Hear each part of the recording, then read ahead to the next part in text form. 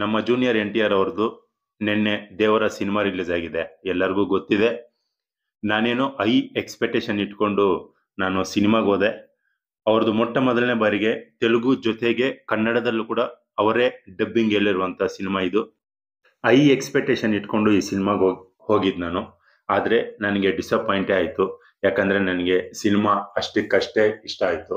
ಯಾಕಂದ್ರೆ ಕೆಲವೊಂದು ಏನೋ ಲೋಪದೋಷಗಳು ನನಗೆ ಫಸ್ಟ್ ಅಪ್ ಅಂತೂ ತುಂಬಾ ಇಷ್ಟ ಆಯ್ತು. ಫಸ್ಟ್ ಅಪ್ ಅಲ್ಲಿ ಫೈಟ್ ಸೀನ್ಸ್ ಆಗ್ಲಿ, ಸ್ಟೋರಿ ಆಗ್ಲಿ, ಇಂಟರ್ವೆಲ್ ಬ್ಯಾಂಗ್ ಅಂತೂ ಮಸ್ತ್ ಆಗಿದೆ. ಆ ಫೈಟ್ ಸೀನ್ಗಳಂತೂ ಸಖತ್ತಾಗಿದೆ. ಮತ್ತೆ ಆ ಕೊರಿಯೋಗ್ರಾಫ್ ಆಗ್ಲಿ ಎಲ್ಲಾನು ಚೆನ್ನಾಗಿದೆ ಫಸ್ಟ್ ಅಪ್ ಅಲ್ಲಿ. ಸೆಕೆಂಡ್ ಹಾಫ್ ಹೋದ್ರೆ ನನಗೆ ಮತ್ತೆ ರೊಟೀನ್ ಫಸ್ಟ್ ಹಾಫ್ ಏನ್ ನೋಡಿದೀನಿ ಸೆಕೆಂಡ್ ಹಾಫ್ ಕೂಡ ಅದನ್ನೇ ನೋಡ್ದಂಗ ಅನಿಸ್ತು. ಏನು ವ್ಯತ್ಯಾಸ ಕಾಣ್ಲಿಲ್ಲ. ಸೆಕೆಂಡ್ ಹಾಫ್ ಫುಲ್ ಲ್ಯಾಗ್ ಅನ್. ಜೂನಿಯರ್ NTR ಅಂದ್ರೇನೆ ಡ್ಯಾನ್ಸ್ ಅಲ್ಲಿ ನಂಬರ್ 1. ಎರಡನೇ ಮಾತೇ ಇಲ್ಲ. ಒಳ್ಳೆ ಒಳ್ಳೆ ಡ್ಯಾನ್ಸ್ ಎಲ್ಲ ಪರ್ಫಾರ್ಮೆನ್ಸ್ ಅವ್ರದ್ದು ಇರುತ್ತೆ. ಆದ್ರೆ ಈ ಸಿನಿಮಾಗೆಲ್ಲ ಫಸ್ಟ್ ಹಾಫ್ ಒಂದ್ ಸಾಂಗು, ಸೆಕೆಂಡ್ ಹಾಫ್ ಒಂದ್ ಸಾಂಗು, ಎರಡೇ ಸಾಂಗ್ ಇದೆ. ಅದು ಹೀರೋಯಿನ್ ಜೊತೆ ಒಂದ್ ಸಾಂಗ್ ಇರುತ್ತೆ. ಸಪರೇಟ್ ಫಸ್ಟ್ ಹಾಫ್ ಅಲ್ಲಿ ಆ ಊರು ಜನಗಳ ಜೊತೆ ಒಂದು ಸಾಂಗ್ ಇರುತ್ತೆ. ಎರಡೇ ಸಾಂಗ್ ಇದೆ. ಅದರಲ್ಲೂ ಕೂಡ ಒಂದು ಸಾಂಗ್ಗೆ ಮಾತ್ರ ಡ್ಯಾನ್ಸ್ ಪರ್ಫಾರ್ಮೆನ್ಸ್ ಇರುತ್ತೆ. ಇನ್ನೊಂದು ಸಾಂಗ್ಗೆ ಅಷ್ಟೊಂದೇನು ಡ್ಯಾನ್ಸ್ ಇರಲ್ಲ. ನಾನು ಸ್ಟೋರಿ ಬಗ್ಗೆ ಏನು ಮಾತಾಡಕ್ ಹೋಗಲ್ಲ. ಆದ್ರೆ ನನಗೆ ಎಲ್ಲೆಲ್ಲಿ ಮಿಸ್ಟೇಕ್ಸ್ ಆಯ್ತು ಅನ್ನೋದ್ರ ಬಗ್ಗೆ ಮಾತ್ರ ನಾನು ಇಲ್ಲಿ ಡಿಸ್ಕಸ್ ಮಾಡ್ತೀನಿ. ಮೊದಲನೇ ಏನು ಫಸ್ಟ್ ಹಾಫ್ ನಲ್ಲಿ ಹೀರೋ ಎಂಟ್ರಿ ಆಗೋದೆ ಒಂದು 5-10 ನಿಮಿಷ ಆದ ಸ್ಟೋರಿ ಆದ ನಂತರನೇ ಹೀರೋ ಎಂಟ್ರಿ ಆಗೋದು. ಒಂದ್ ಸಮುದ್ರದಲ್ಲಿ ಈಜೊಡ್ಕೊ ಬಂದು ಜಂಪ್ ಹೊಡೆದು ಅವರು ನಮ್ಗೆ ಕಾಣಿಸ್ಕೊಂತಾರೆ ಫಸ್ಟ್ ಶಾಟ್ ಅದು. ಸೊ ಆ ಜಂಪ್ ಹೊಡೆದು ಬಂದು ನಮ್ಗೆ ಕಾಣಿಸ್ಕೊಳ್ಳೋ ಸೀನು ಅದು ವಿಸಿಲ್ ಹೊಡೆಯೋ ಅಂತ ಸೀನ್ ಏನ್ ಅನ್ಸಿಲ್ಲ ನನಗೆ. ಸೊ ಅಲ್ಲಿ ನನ್ಗೆ ಡಿಸ್ಟರ್ಬ್ ಆಯ್ತು. NTR ಅವ್ರ ಫಸ್ಟ್ ಹಾಫ್ ಸೀನ್ ಅಲ್ಲಿ ಕಾಣಿಸ್ಕೊಳ್ಳೋ ವಿಧಾನನೇ ಒಂದು ವಿಸಿಲ್ ಮೂಮೆಂಟ್ ಇರುತ್ತೆ. ಆ ವಿಸಿಲ್ ಮೂಮೆಂಟ್ ಅನ್ನೋದು ನನ್ಗೆ ಅನ್ಸಿಲ್ಲ ಅಲ್ಲಿ. ಸೆಂಟಿಮೆಂಟ್ ವಿಷಯಕ್ಕೆ ಬಂದ್ರೆ ಎಲ್ಲೂ ಸೆಂಟಿಮೆಂಟ್ ವರ್ಕೌಟ್ ಆದಂಗೆ ಕಾಣಿಸಿಲ್ಲ. ಯಾಕೆಂದ್ರೆ ಇಲ್ಲಿ ತಾಯಿ ಸೆಂಟಿಮೆಂಟ್ ಇದ್ದಾರೆ, ಅದೇ ಮಗ ಸೆಂಟಿಮೆಂಟ್ ಇದೆ, ಫ್ರೆಂಡ್ಸ್ ಸರ್ಕಲ್ ಸೆಂಟಿಮೆಂಟ್ ಇದೆ. ಎಲ್ಲೂ ವರ್ಕೌಟ್ ಆಗಿಲ್ಲ. ನನ್ಗೆ ಎಲ್ಲೂ ಸೆಂಟಿಮೆಂಟ್ ಫೀಲೇ ಬಂದಿಲ್ಲ ನನಗೆ. ಒಂದ್ ಸೀನ್ ಅಲ್ಲಿ ಹಳ್ಳಿ ಜನಗಳ ಜೊತೆ ಇಂಟ್ರಾಕ್ಟ್ ಆಗೋ ಸೀನ್ ಒಂದಿರುತ್ತೆ.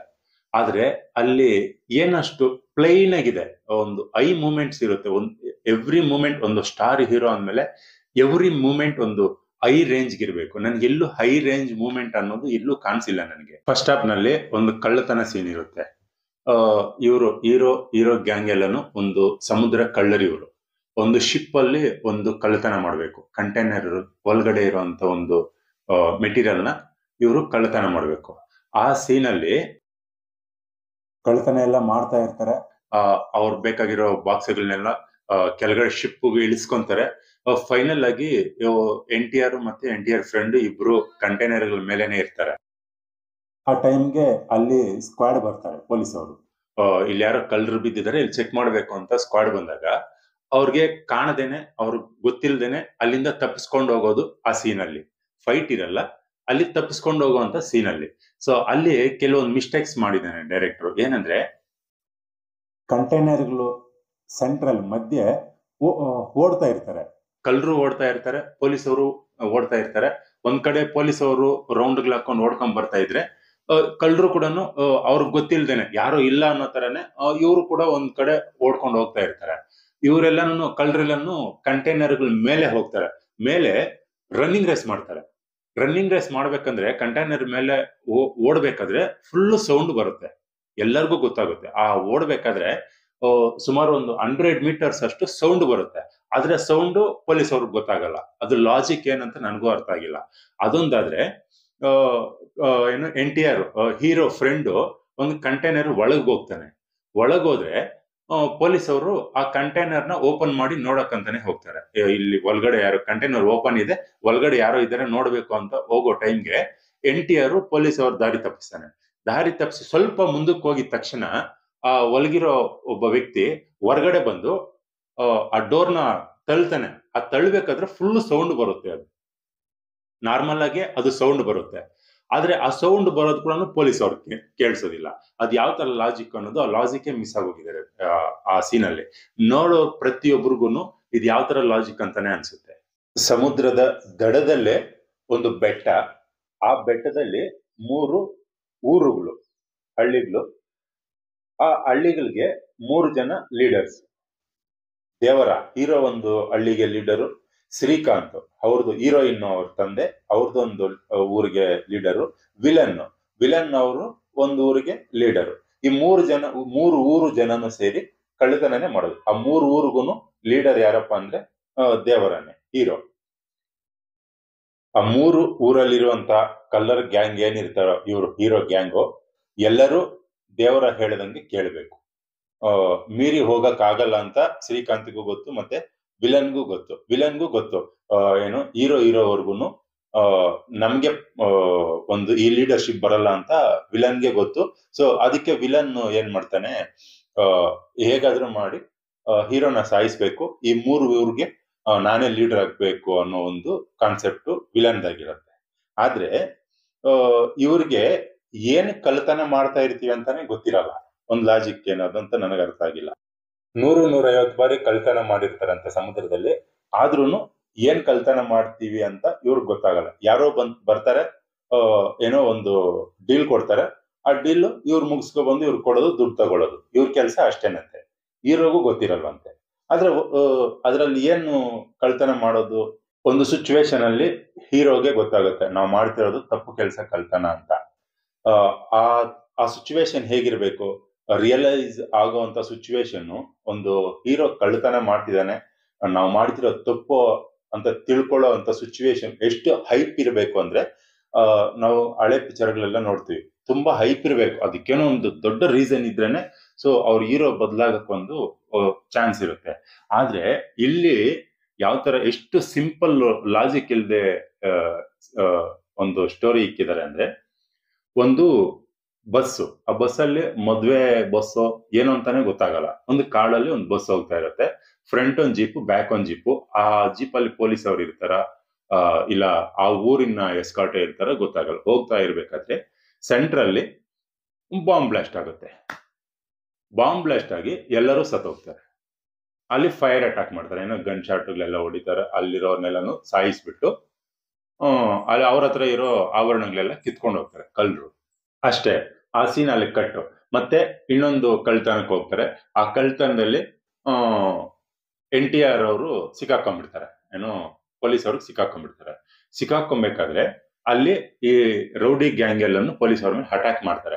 ಅಟ್ಯಾಕ್ ಮಾಡ್ಬೇಕಾದ್ರೆ ಅಲ್ಲಿ ಒಂದು ಪೊಲೀಸ್ ಅವನು ಹೇಳ್ತಾನೆ, ಸೊ ನೀವು ಕಳ್ತನ ಮಾಡ್ತಿರೋದು ಗನ್ಸು, ಬಾಂಬ್ಸ್, ಇವೆಲ್ಲನೂ ಆಯುಧಗಳು. ಈ ಆಯುಧಗಳಿಂದಾನೇ ನಿಮ್ಮೂರವ್ರನ್ನ ಮೊನ್ನೆ ಕೊಂದು ಸಾಯಿಸಾಕಿದ್ದಾರೆ.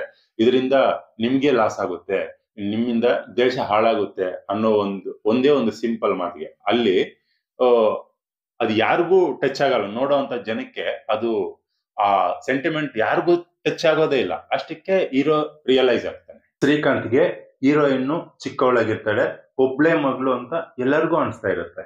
ಆದ್ರೆ ಒಂದು ಸಿಚುವೇಶನ್ ಅಲ್ಲಿ ಆ ಸಿಚುವೇಶನ್ಗೆ ಇಲ್ಲಿ ಡಿಮ್ಯಾಂಡ್ ಮಾಡುತ್ತೆ ಅಂತ ಅಲ್ಲೇ ಕ್ರಿಯೇಟ್ ಮಾಡ್ಕೊಂಡಿದ್ದಾರೆ.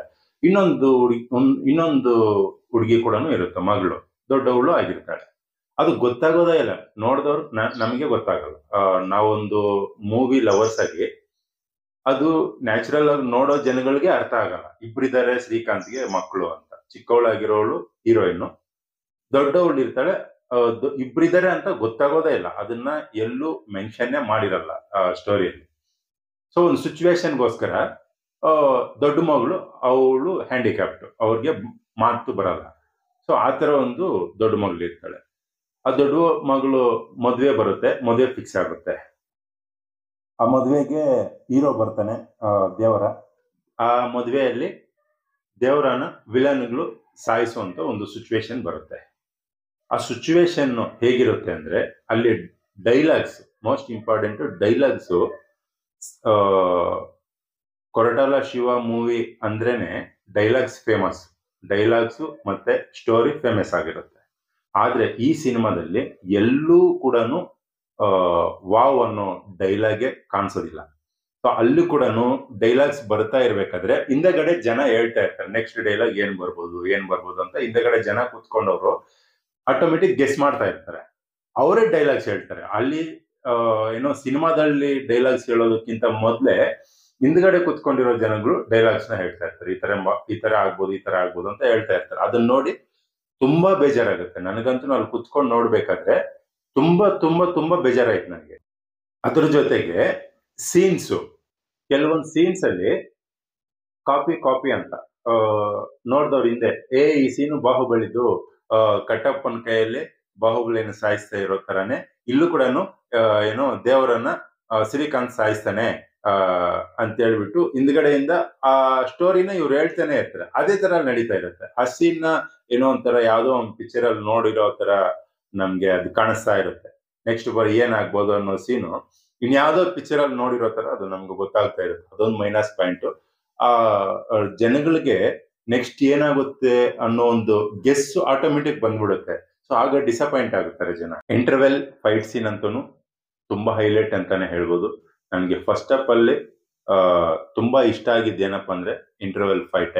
ತುಂಬಾ ಚೆನ್ನಾಗಿರುತ್ತೆ. ಒಂದ್ 3-4 ನಿಮಿಷ ಫೈಟ್ ಇದೆ, ತುಂಬಾ ಚೆನ್ನಾಗಿರುತ್ತೆ. ಆದ್ರೆ ಇಂಟರ್ವೆಲ್ ಅಲ್ಲೇ ದೇವರ ಬದುಕಿದಾನ ಸತ್ತಿದಾನ ಎಲ್ಲೋಗಿದಾನೆ ಅನ್ನೋ ವಿಚಾರನೇ ಗೊತ್ತಾಗಲ್ಲ. ಅದನ್ನ ಹಂಗೆ ಸಸ್ಪೆನ್ಸ್ ಆಗಿ ಇಟ್ಬಿಡ್ತಾರೆ. ಆದ್ರೆ ಹಿಂದ್ಗಡೆ ಕುತ್ಕೊಂಡಿರೋ ಜನಗೆಲ್ಲಗೂ ಗೊತ್ತಾಗಿರುತ್ತೆ ಇಲ್ಲಿ ದೇವರ ಸತ್ತಿಲ್ಲ, ಎಲ್ಲೋ ಹೊರಟೋಗಿದ್ದಾನೆ ಅಂತ. ಮುಂದಕ್ಕೆ ಏನೋ ಸ್ಟೋರಿ ಇದೆ ಅಂತ ಆಟೋಮೆಟಿಕ್ ಗೊತ್ತಾಗುತ್ತೆ. ಸೆಕೆಂಡ್ ಹಾಫ್ ಬಂದ್ರೆ ಎಲ್ಲಾ ಸಿನಿಮಾಗಳಲ್ಲೂ ಸೆಕೆಂಡ್ ಹಾಫ್ ಅಲ್ಲಿ ಒಂದು 15-20 ನಿಮಿಷ ಸ್ಟೋರಿ ಸ್ಲೋ ಆಗಿ ಹೋಗ್ತಾ ಇರುತ್ತೆ. ಯಾಕಂದ್ರೆ ಸ್ಟೋರಿ ಇರುತ್ತೆ, ಸ್ಟೋರಿ ಹೇಳಬೇಕು. ಅದರಿಂದ ಒಂದು 20 ನಿಮಿಷ, ಅರ್ಧ ಗಂಟೆನೆ ಸಿನಿಮಾ, ಯಾವುದೇ ಸಿನಿಮಾ ಆಗಲಿ ಒಂದು ಸ್ಟೋರಿ ಇರುವಂತ ಸಿನಿಮಾ ಸ್ವಲ್ಪ ಸ್ಲೋ ಆಗಿ ಹೋಗುತ್ತೆ. ಆ 20 ನಿಮಿಷ ಹೋಯ್ತು, ಅರ್ಧ ಗಂಟೆ ಹೋಯ್ತು, ಸೆಕೆಂಡ್ ಹಾಫ್ ಅಲ್ಲಿ ಹೀರೋನೇ ಇಲ್ಲ ಅನಿಸ್ಬಿಡುತ್ತೆ. ಆ ತರ ಸೀನ್ಸ್. ಇನ್ನೊಂದು ಮೈನಸ್ ಪಾಯಿಂಟ್ ಇದ್ರಲ್ಲಿ ಏನಪ್ಪಾ ಅಂದ್ರೆ NTR ಅವ್ರ ಜೂನಿಯರ್ NTR ಕಾಮಿಡಿಗೆ ಟಾಪ್. ಅವ್ರ ಕಾಮಿಡಿ ಮಾಡೋದ್ರಲ್ಲಿ ಸಖತ್ ಥ್ರಿಲ್ ಇರುತ್ತೆ, ಸಖತ್ ಮಜಾ ಮಾಡ್ಬೋದು.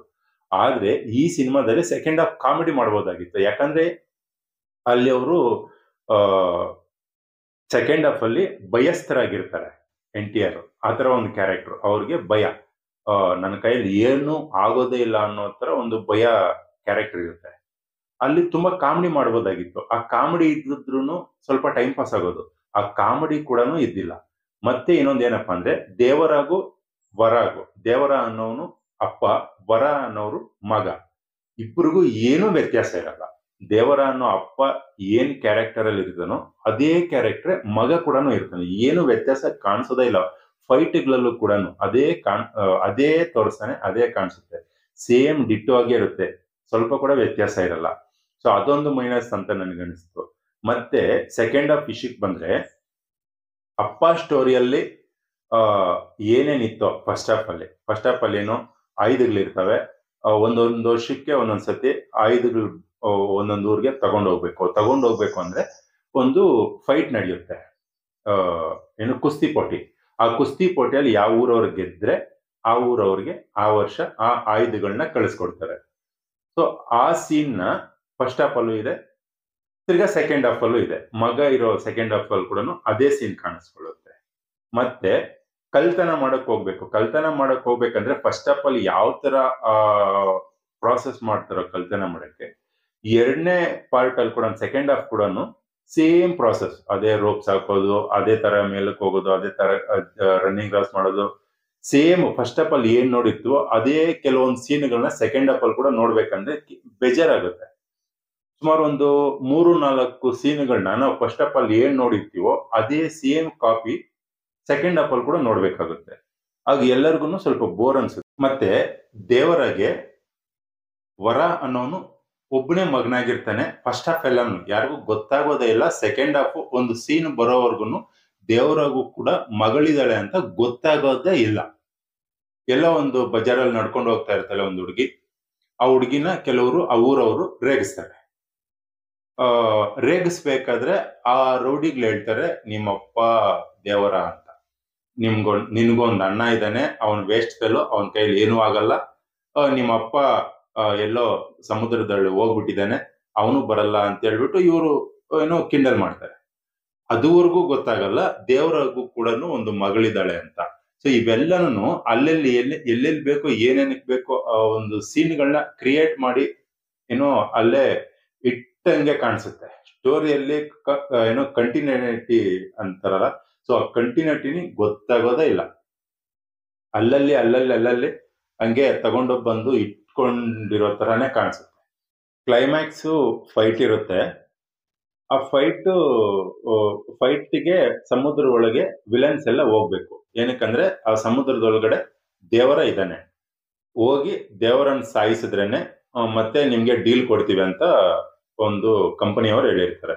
ಮತ್ತೆ ನೀವು ಕಳ್ತನ ಮಾಡ್ಬೇಕು ಅಂದ್ರೆ ದೇವರ ಇರೋವರೆಗೂ ನಾವು ಕಳ್ತನ ಮಾಡಕ್ಕೆ ನಿಮ್ಗೆ ಡೀಲ್ ಕೊಡಲ್ಲ, ಯಾಕಂದ್ರೆ ಡೀಲ್ ಕೊಟ್ರೆ ಅವನು ಬಂದು ನಮ್ಮನ್ನ ಸಾಯಿಸ್ಬಿಡ್ತೇನೆ ಅನ್ನೋದೊಂದು ಡೀಲ್ ಕೊಡೋರು ಒಂದು ಕಾನ್ಸೆಪ್ಟ್. ಸೊ ಅವನ್ನ ಸಾಯಿಸಕ್ ಹೋಗಕ್ಕೆ ಪ್ಲಾನ್ ಮಾಡಿರ್ತಾರೆ ಯಾರು, ವಿಲನ್ಸ್ ಎಲ್ಲಾನು. ಪ್ಲಾನ್ ಮಾಡ್ಬೇಕಂದ್ರೆ ಅಲ್ಲಿ ನೆಕ್ಸ್ಟ್ ಪಾರ್ಟ್ 2 ಇದೆಯಲ್ಲ, ಆ ಪಾರ್ಟ್ 2ಗೆ ವಿಲನ್ ನ ಉಳಿಸ್ಕೊಬೇಕಂದ್ರೆ ಅದಕ್ಕೆ ಸ್ಟ್ರಾಂಗ್ ಪಾಯಿಂಟ್ ಇರ್ಬೇಕಲ್ಲ. ಎಷ್ಟು ಸಿಲ್ಲಿ ಪಾಯಿಂಟ್ ಇಕ್ಕಿದ್ದಾರೆ ಅಂದ್ರೆ, ನಾಳೆ ಬೆಳಗ್ಗೆ ಎಲ್ಲರೂ ಹೋಗ್ಬೇಕು ಏನೋ ಕಳ್ತನ ಮಾಡಕ್ಕೆ.